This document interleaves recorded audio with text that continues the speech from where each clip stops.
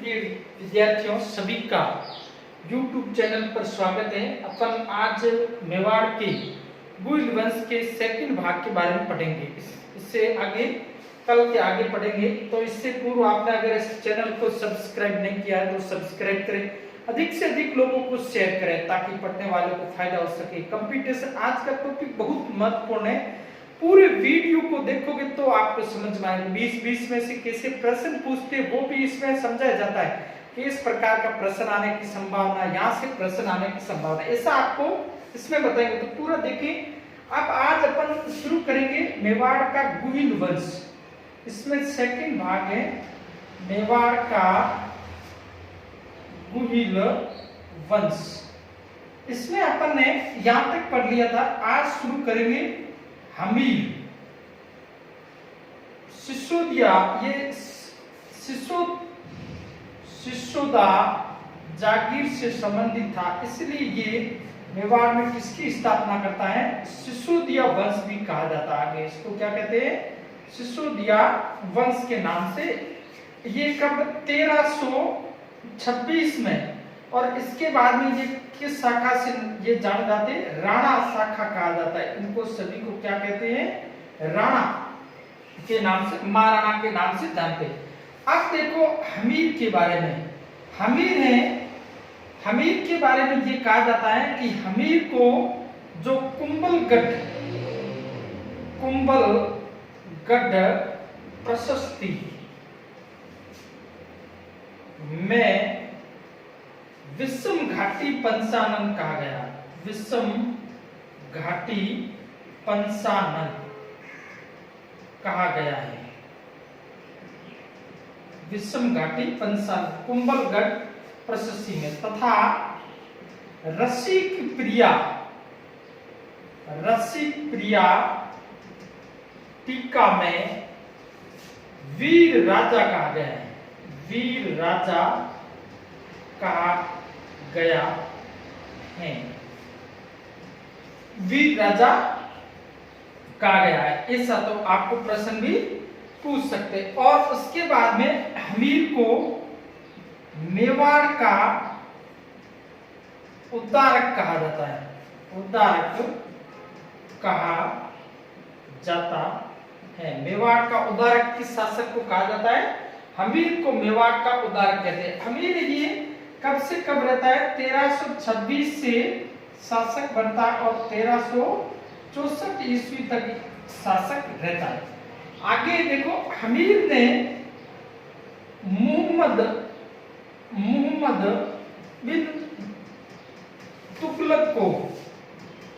तुगलक को सिंगोली के युद्ध में परास्त किया था।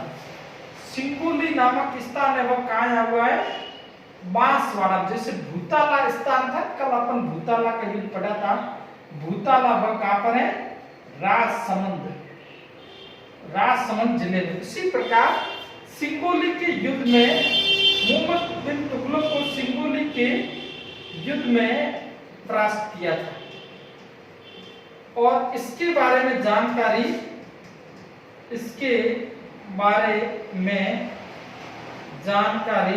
जयसिंह सूरी के ग्रंथ, जयसिंह सूरी के ग्रंथ हमीर मर्दन में मिलती है। तो मुहम्मद तुगलक वंश का शासक था मुहम्मद बिन तुगलक, जिसको अंतर विरोधियों का मिश्र रक्त का प्यासा है, मूर्ख बादशाह के नाम से इतिहास में प्रसिद्ध था। मुहम्मद बिन तुगलक, उसको सिंगोली के युद्ध में हमीर के द्वारा परास्त किया गया था। तो ये आपको हमीर के बारे में यहाँ पर जानकारी मिलती है। अब हमीर के बाद में शासक कौन बनता है? क्षेत्र सिंह वह हमीर के बाद में शासक बनता है। और 1364 से 1382 तक ये शासक क्षेत्र सिंह ये भीलवाड़ा को जीतता है। भीलवाड़ा, उसके बाद में अजमेर, उसके बाद में 56 का मैदान, इनको, और मालवा के शासक दिलावर खां को पराजित करता है। दिलावर खां को पराजित करता है तथा यहीं से मालवा मेवाड़ संघर्ष की शुरुआत होती है। संघर्ष की शुरुआत होती है। यहाँ से मेवाड़ मालवा संघर्ष है उसकी शुरुआत हो जाती है और उसके बाद में 1382 में छत्र सिंह की मृत्यु हो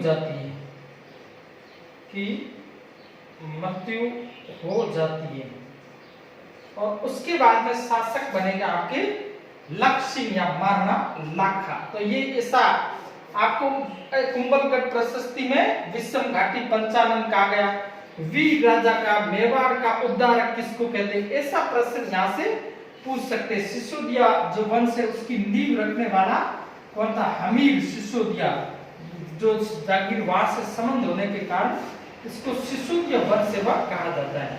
अब आगे अपन देखते हैं इसके बाद में जो शासक बनता है वह है लाखा या लक्ष्य शासक बनता है। छत्र सिंह के बाद में शासक कौन बनता है, लक्ष्य है वह शासक बनता है, महाराणा लाखा या लक्ष्य। अब अपन देखते हैं लक्ष्य के बारे में। आपको किस प्रश्न है या इस मेवाड़ से एक दो प्रश्न आते हैं बहुत महत्वपूर्ण वंश। अब है लाखा महाराणा लाखा या लक्ष्मी। छत्र सिंह के साथ में नक्सबंदी के तारागढ़ की कथा भी जुड़ी हुई है। तारागढ़ को जीतने का प्रयास किया था छत्र सिंह ने, परंतु वह जीत नहीं सका था। उसके बाद में नकली तारागढ़ बनाया था और उसको भी वह जीत नहीं पाया और जो वहां का शासक है कुंभाहाड़ा वह इसकी रक्षा करते हुए मारा गया। तो ये अब अपन देखते हैं महाराणा लाखा लक्ष्य शासक है वह 1382 से लेकर ये 1422 तक शासक रहता है। ये अब देखो महाराणा लाखा के समय जो है चांदी की शीशे व जस्ते की जावर खान की खुदाई की गई। इसके समय जो उदयपुर की जावर खान है, जावर शीशे व जस्ते मेवाड़ रियासत के अंतर्गत आती थी, उसकी खुदाई वह इसके समय की गई थी। उसके बाद में अपन देखते हैं महाराणा लाखा के समय जो है पिछोला झील का निर्माण, पिछोला झील का निर्माण एक बंजारे के द्वारा करवाया गया था। एक बंजारे के द्वारा करवाया गया था ये ऐसा भी ध्यान रखना है। ये भी किसके समय था, लाखा के समय था। अब देखो लाखा के समय जो यहाँ का शासक था मारवाड़ का, ये उनका नाम था रणमल। रणमल ने अपनी पुत्री का विवाह, रणमल ने अपनी पुत्री का विवाह लाखा के साथ में किया था, लाखा के साथ में किया था। ये विवाह है, ये किसके साथ में रणमल करना चाहता था, तो अपनी बहन का, पुत्री का नहीं, रणमल ने अपनी बहन का विवाह लाखा के साथ में किया था। अब देखो यहाँ पर क्या होता है, इस समय जो है इस रणमल का पुत्र सबसे बड़ा पुत्र होता है राव या राणा चूड़ा और इसके साथ में रणमल अपनी बहन हंसाबाई, बहन का नाम क्या है, हंसाबाई। हंसाबाई का विवाह किसके साथ में करवाना चाहता था, राव चूड़ा के साथ में हंसाबाई का विवाह, परंतु रणमल के द्वारा जो नारियल वह लाखा के हाथ में दिया गया और इसके बाद में विवाह है वह लाखा के साथ में होता है। और इसमें शर्त ये रखते हैं कि रणमल हंसाबाई और लाखा के जो पुत्र होगा वही मेवाड़ का शासक बनेगा। इसलिए राणा चूड़ा है वह क्या कर देता है, राज्य का त्याग कर देता है। इसलिए इसको क्या कहा जाता है, भीष्म पितामह कहा जाता है। भीष्म पितामह के नाम से किसको जाना जाता है, राणा या राजचूड़ा को भीष्म पितामह के नाम से जानते हैं। इसके साथ में विवाह होता है और उसके बाद में इसका पुत्र होता है वही शासक वह बन। और इसके लाखा के समय दो विद्वान रहते थे, एक तो था धनेश्वर भट्ट तथा झोटिंग भट्ट। ये लोग बहुत बड़े तो विद्वान थे, वो इस लाखा के दरबार में रहते थे।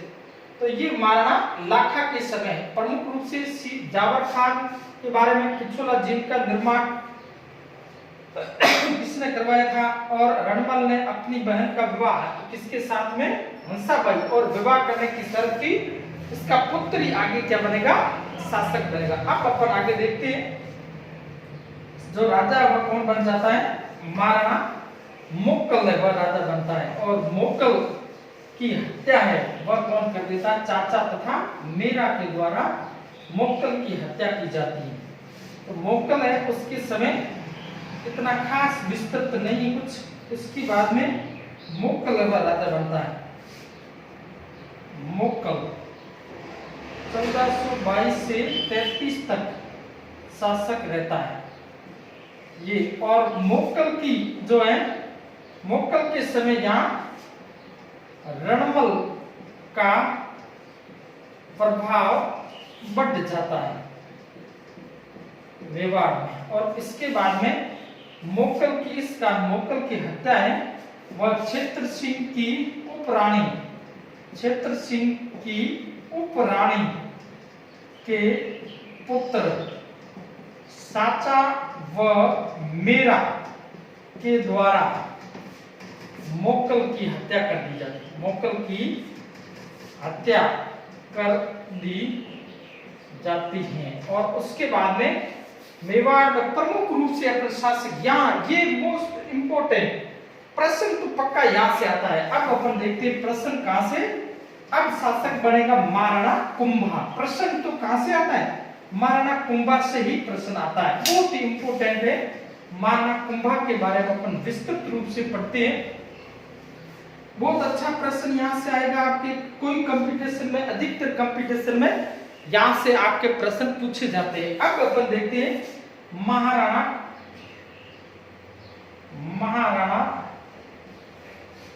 कुंभा।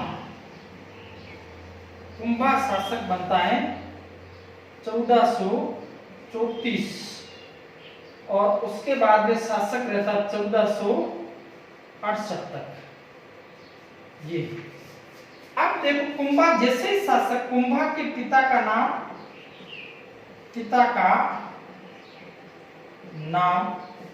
मुक्कल, माता का नाम सौभाग्य देवी था। ये माता का नाम था। अब कुंभा शासक बनता है तो उसके समय, कुंभा के समय दो प्रकार की विकट परिस्थितियां थी। नंबर 1, रणमल का हस्तक्षेप कम करना। मेवाड़ की राजनीति में रणमल का हस्तक्षेप बढ़ गया था, उसको कम करना पहला। दूसरा है अपने पिता के हत्यारों का बदला लेना। ये दो प्रमुख रूप से इनके समय शासक बनते ही, ये एक तो रणमल का हस्तक्षेप को मेवाड़ की राजनीति में कम करना और दूसरा प्रमुख रूप से अपने पिता के हत्यारे चाचा तथा मेरा का बदला लेना। ये दो थे। अब क्या होता है आगे, इसके बाद में इनके साथ में खूब सारे संघर्ष होते हैं। अब रणमल का हस्तक्षेप कम कर दिया जाता है, अपने पिता के हत्यारे ये दोनों किसके पास में चले जाते हैं, मालवा का शासक होता है। मालवा का उस समय शासक होता है, मालवा का शासक मुहम्मद खिलजी प्रथम इसके पास है। साचा, मेरा तथा इक्का कुंवर ये सभी किसके पास में जाते हैं? मालवा के शासक मुहम्मद खिलजी के पास में। और इस समय ये वापस कुंभा मांग करता परंतु ये देता नहीं, तो इनके मध्य मालवा के शासक मुहम्मद खिलजी और कुंभा, महाराणा कुंभा के मध्य युद्ध हो जाता। उस युद्ध का नाम है सारंगपुर का युद्ध। सारंगपुर का युद्ध, और ये युद्ध 1437 ईस्वी में होता है। और इस युद्ध में विजित कौन होता है? विजित एवं महाराणा कुंभा विजित हो जाता है। और कुंभा जब विजित होता है उसके बाद में इसको मुहम्मद खिलजी को कैद कर लेता है, कैद कर लेता है। परंतु 6 महीने बाद इसको छोड़ देता है, इसको छोड़ देता है। और छोड़ने के बाद में ये वापस से 1443 में आक्रमण करता है, मेवाड़ पर आक्रमण करता है। अब देखो 1437 में इस युद्ध की विजय की स्मृति में किसका निर्माण करवाया था? विजय स्तंभ का निर्माण करवाया। ये विजय स्तंभ का निर्माण भी इस युद्ध की विजय की स्मृति में करवाया गया। ये भी ध्यान, विजय स्तंभ का निर्माण कुंभा के द्वारा करवाया गया। अब देखो 1443 में ये वापस आक्रमण करता है, तब दीप सिंह के नेतृत्व में, दीप सिंह व कुंभा का सेनापति, इनके नेतृत्व में 7 दिन तक भयंकर युद्ध चलता है, युद्ध चलता है। और उसके बाद में दीप सिंह की हत्या हो जाती है, हत्या कर देता है। ये मुहम्मद खिलजी 3 बार मंडलगढ़ पर आक्रमण करता परंतु जीत नहीं पाता। यहाँ पर दीप सिंह की हत्या कर दी जाती है। और उसके बाद में बाण माता की मूर्ति है उसको तोड़ दिया जाता। बाण माता है की मूर्तियों को तोड़कर महमूद खिलजी कसाईयों को मांस तोलने के लिए दे देता है। तोलने के इतना कटर था ये, दे देता है। तथा नंदी की मूर्ति को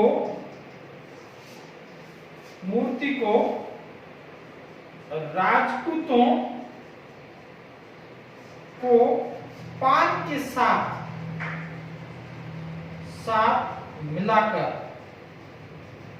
खिलवाता है ऐसा, परंतु वह तो भी मेवाड़ को जीत नहीं पाया। तो ये इसके मेवाड़ मालवा के मध्य संघर्ष होता है। अब आगे इसके बाद में अपन देखते हैं तो गुजरात का शासक है वह भी यहाँ पर आक्रमण करता है। गुजरात का शासक है उस समय कुतुबुद्दीन वहां का शासक है।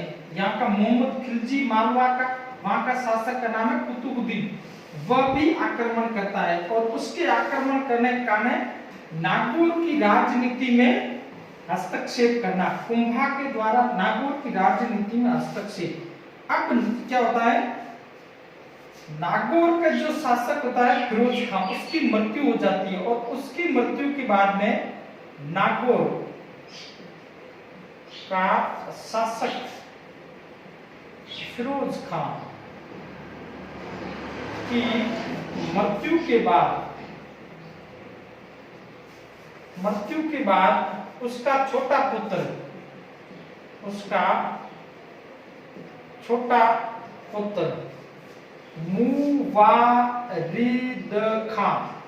मुवारिद खान शासक बन जाता है। उस समय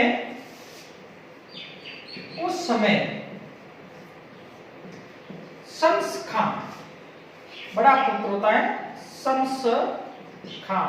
ये शम्स खान ये कुंभा के पास में आता है, कुंभा के पास आता है और कुंभा को कहता है कि आप मेरी सहायता कीजिए। उस समय माना कुंभा इसको है नागौर का शासक बना देते हैं, नागौर का शासक बनाने में सहायता करते हैं। परंतु ये क्या होता है, उस समय ये शासक बनने के बाद में शर्त ये रखी जाती, नागौर के किले का जो पुनर्निर्माण नहीं कराया जाए, उसकी मरम्मत नहीं करवाई जाए, परंतु ये संस का ये मरम्मत करवाना शुरू कर देता है। उसके बाद में कुंभा और इस पर क्या कर देता है, आक्रमण करना। तो ये भागकर है ये अपनी लड़की का विवाह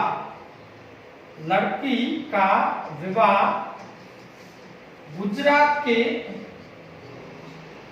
कुतुबुद्दीन के साथ करता है तथा उससे सहायता प्राप्त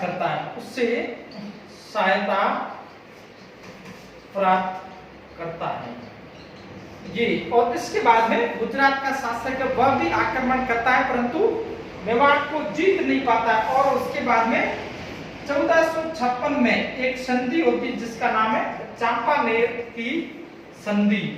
और चांपानेर की संधि है उसमें ये निश्चित किया जाता है कि मालवा का शासक महमूद खिलजी प्रथम तथा गुजरात का शासक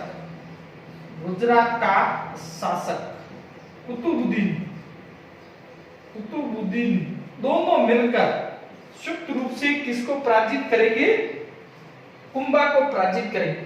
इस आशय की संधि करती है चांपानेर की संधि, परंतु ये कुंभा को पराजित नहीं कर पाते हैं। और उसके बाद में ये अपना साम्राज्य वापस से कभी कुंभा पर आक्रमण नहीं करते। तो ये आके मालवा और गुजरात के साथ में कुंभा का संघर्ष किस प्रकार से होते। गुजरात के साथ में संघर्ष का तत्कालिक कारण है जो नागौर के उत्तराधिकार को लेकर संघर्ष होता। उसके बाद में अपन पढ़ते हैं या जो रणमल का हस्तक्षेप है उसको किस प्रकार से कम किया जाता। रणमल का हस्तक्षेप बढ़ रहा था तो रणमल की है उसका हस्तक्षेप कैसे, रणमल की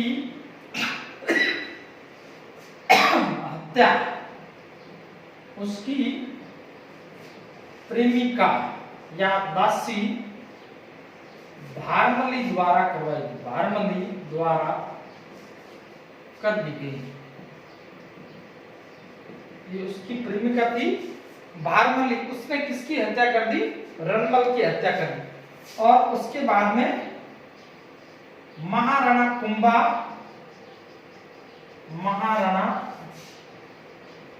तथा योद्धा के मध्य बावल की संधि होती है।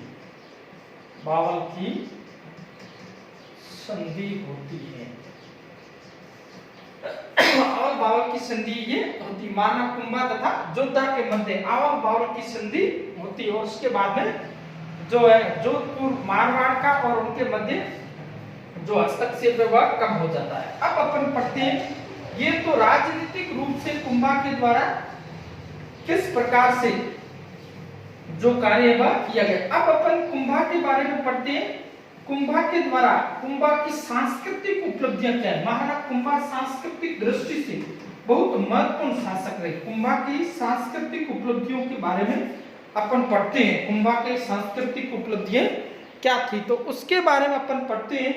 तो महाराणा कुंभा की सांस्कृतिक उपलब्धियां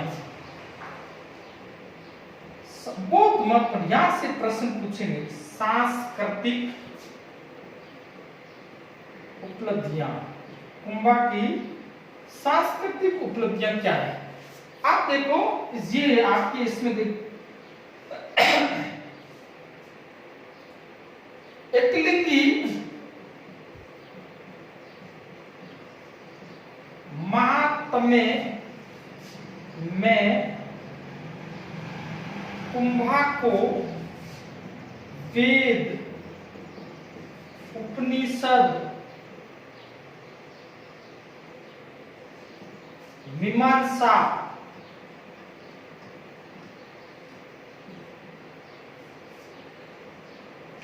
तथा व्याकरण का ज्ञाता माना जाता है। ये सभी के जानकार, कई बार व्याकरण, वेद, उपनिषद, ऐसा भी आपको एकलिंगी मात में जो है कुंभा का वेतनिक कवि था, वेतनिक साहित्यकार था कान्हा व्यास, उसके द्वारा रचित है एकलिंग महात्म्य। उसमें ये जानकारी मिलती है कि कुंभा वेद, उपनिषद, मीमांसा, व्याकरण का ज्ञाता था। इसके बाद में अपन देखते हैं कुंभा एवं साहित्यकार। कुंभा ने साहित्यिक दृष्टि से ग्रंथ लिखे थे। कुंभा के ग्रंथ वह है संगीत राज, संगीत मीमांसा, सूर प्रबंध, ये कुंभा के ग्रंथ थे। और उसके बाद में रसिक प्रिया पर टीका लिखी, संगीत रत्नाकर पर टीका लिखी। अब देखो संगीत राज है, इसके कितने भाग है? 5 भाग है। वाद रत्न कोश, पाठ रत्न कोश, गीत रत्न कोश, नृत्य रत्न कोश, रस रत्न कोश। ये वाद, पाठ, गीत, नृत्य, रस कितने भाग है? इसके 5 भाग है। कितने भाग है? 5 भाग है। 5 भागों में ये डिवाइड किया गया। अब इसके बाद में अपन देखते हैं ये इनके द्वारा एक ग्रंथ कुंभा के द्वारा और भी लिखा गया था, जिसका नाम था काम राज रतिसार। ये कामराज, और इसके कितने भाग थे? 7 भाग थे। कितने भाग थे? 7 भाग। 7 भागों में ये डिवाइड किया गया था। तो ये आपके है। अब देखो कुंभा है, कुंभा की कई उपाधियां हैं, कुंभा को कई उपाधियां दी, उसके बारे में देखते हैं। उसके बाद में कुंभा के आश्रित विद्वान कौन कौन से थे उनके बारे में। ये संगीत राज, संगीत मीमांसा, सूर। प्रश्न कई बार पूछा कि निम्न में से कुंभा का ग्रंथ वह नहीं है, ऐसा आपको प्रश्न पूछ सकते। ये 5 पाठ रत्न कोश, गीत रत्न कोश, वाद, नृत्य और रस रत्न कोश, इसके कितने भाग है? 5 भाग है। और इसको कामराज रतिसार कितने भागों में डिवाइड किया गया है? 7 भागों में डिवाइड किया गया। अब अपन देखते हैं कुंभा है वह क्या था? कई जो है इस उपाधियों कुंभा के द्वारा ली गई थी। कौन कौन सी उपाधियां, उसके बारे में देखते हैं। अपन पहली है अभिनव भट्टाचार्य। अभिनव भट्टाचार्य पहली है अभिनव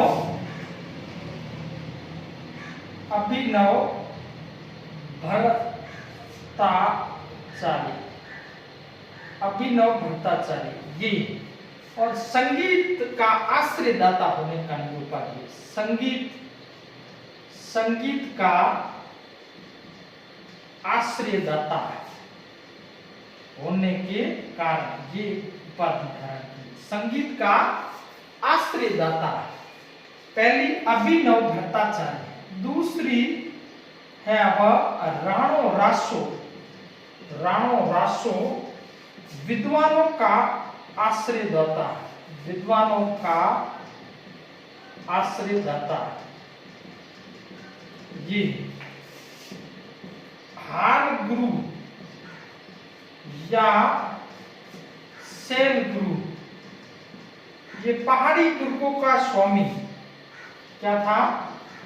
पहाड़ी दुर्गों का स्वामी होने के कारण ये उपाधि दी गई थी। पहाड़ी दुर्गों का स्वामी। हिंदू सुल्तान, हिंदू सुल्तान मुस्लिम शासकों द्वारा दी गई उपाधि। मुस्लिम शासकों द्वारा दी गई उपाधि।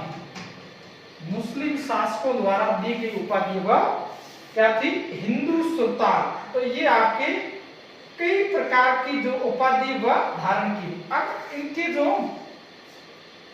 संगीत गुरु कुंभा के संगीत गुरु का नाम था सारंग व्यास और कुंभा के गुरु थे, गुरु का नाम हीरा चंदन। उनको कौन सी उपाधि दी थी? कविराज की उपाधि भी दी गई थी। तो ये आपके संगीत गुरु कुंभा के सारंग व्यास और उसके बाद में गुरु एवं हीरा चंद इनकी गुरु का नाम था। अब अपन आगे देखते हैं कुंभा के सांस्कृतिक उपलब्धियों में और कौन कौन सी उपलब्धियों के बारे में अपन पढ़ते हैं। तो कुंभा के आश्रयदाता कई विद्वान थे, कई विद्वान थे, उनके बारे में अपन पढ़ते हैं कौन कौन से विद्वान थे। तो उसमें अपन कुंभा सबसे पहले मंडन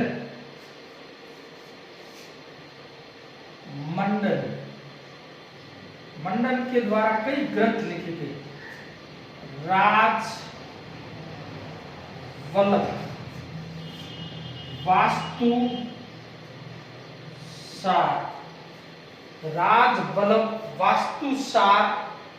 उसके बाद में अपन देखते हैं इनके द्वारा राज वल्लभ ग्रंथ लिखा गया, वास्तु सार ग्रंथ लिखा गया, प्रासाद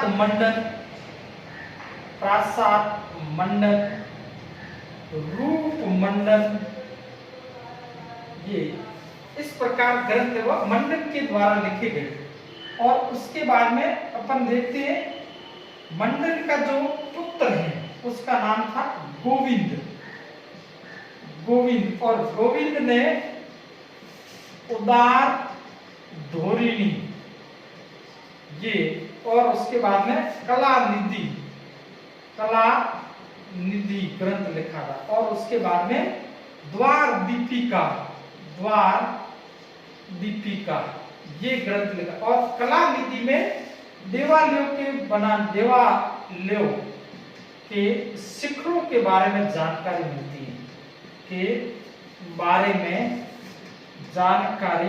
मिलती है, ये इसमें प्रमुख रूप से है।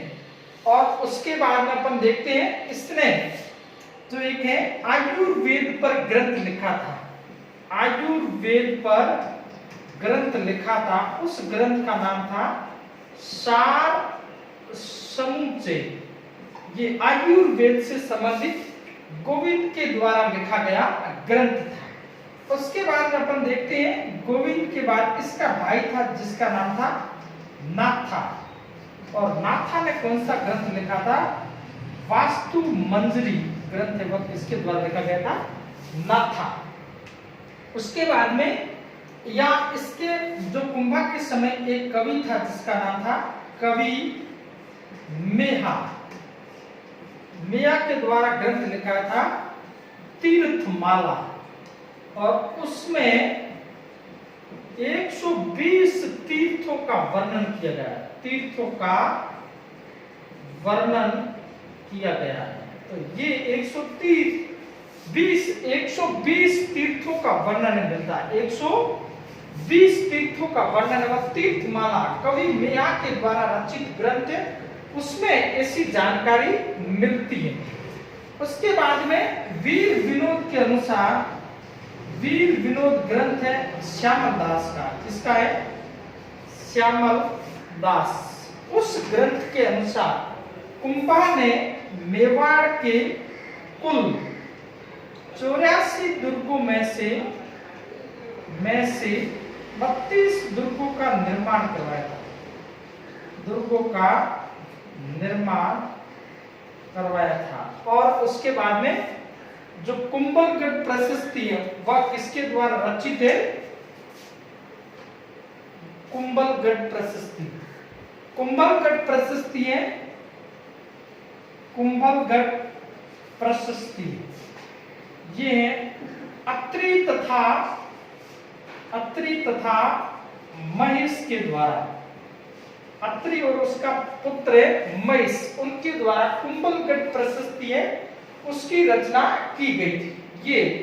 और उसके बाद में अपन देखते हैं कई दुर्गों का निर्माण करा। कुंभलगढ़ के दुर्ग का निर्माण 36 किलोमीटर की क्षेत्र में दीवार उसकी फैली, उसका निर्माण भी कुंभा ने करवाया था। तो ये कुंभा के बारे में जानकारी मिलती है। कुंभा व सांस्कृतिक उपलब्धियां कुंभा की बहुत महत्वपूर्ण रही और उसके बाद में ये अब कुंभा की 1468 में उसके पुत्र उदा द्वारा हत्या कर दी जाती है। उन्माद रोग हो जाता है, पर उसके बाद में राज्य की लालसा में उदय व इसकी क्या कर देता है, हत्या कर देता है। और कुंभा के समय जो रणकपुर के जैन मंदिर है उसका निर्माण व धरणक शाह के द्वारा करवाया जाता है। कुंभा के समय रणकपुर के जैन मंदिर, रणकपुर के जैन मंदिरों का निर्माण किसके द्वारा करवाया जाता है, धरणक शाह। और इसका वास्तुकार उसका नाम है डेप्पा या डेप्पाक। ये तो ये आपके कुंभा की सांस्कृतिक उपलब्धियों के बारे में आप इतना है। इसके बाद में कल इससे आगे का टॉपिक पढ़ेंगे और आप इसको अधिक से अधिक लोगों को शेयर कीजिए, सब्सक्राइब कीजिए और पढ़ते समय आप पहले वीडियो देखिए, उसके बाद बुक से पढ़िए, उसके बाद डिस्क्रिप्टिव मिलाई आपका चैप्टर बिल्कुल क्लियर हो जाएगा। तो इसके बाद में कल पढ़ेंगे।